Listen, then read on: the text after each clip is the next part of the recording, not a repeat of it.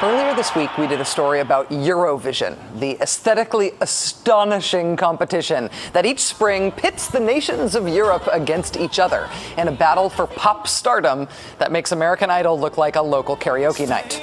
The U.S. doesn't participate in Eurovision. Hint, hint, Euro, right? But that doesn't mean that Americans who know about it aren't mesmerized by it anyway. We've covered Eurovision a couple of times now on this show, and that has led to a minor obsession among some members of the Rachel Maddow Show staff. I'm talking to you, Vanessa, about things that Europeans and other foreigners are really into that we Americans just aren't. It's not just Jerry Lewis and Speedos and national health care and month-long vacations and unfiltered cigarettes and leaving Iraq and fluency in more than one language. It's not just Eurovision and wine at lunch and David Hasselhoff and techno and Nutella and royalty and soccer, I mean football. Those are all things that everybody knows about, things that they do over there that we don't really get over here. But here's one that is news. At least it's news to me. This is artistic cycling. It's like synchronized swimming on bikes, best as I can tell, and apparently it's all the rage in Germany and in a bunch of different Asian countries as well. Why don't we do this? And in some cases, how do they do this? You know what? It's Friday, and you owe it to yourself to marvel at this for just a second, please.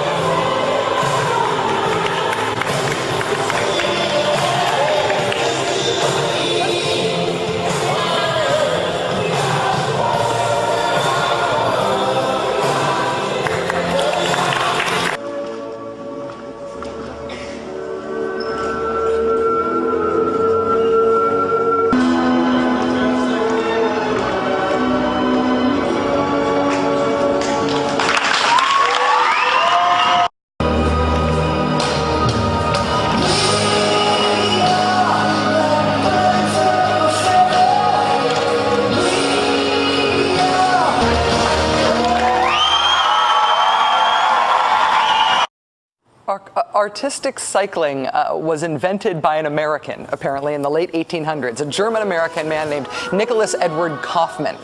With Americans, this sport did not catch on, but with the Germans, they love it. They call it Kunstrad.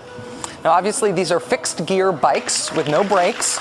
The sport mandates that the chainring and the sprocket are geared at almost exactly a 1-to-1 ratio. The wheels of the bikes are also apparently closer together than normal bikes, which supposedly makes it easier to do the wheelies, which are so important for the sport.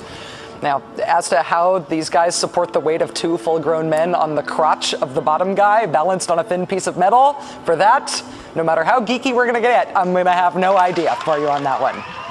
But that is your moment of crotch-clenching geek for this week.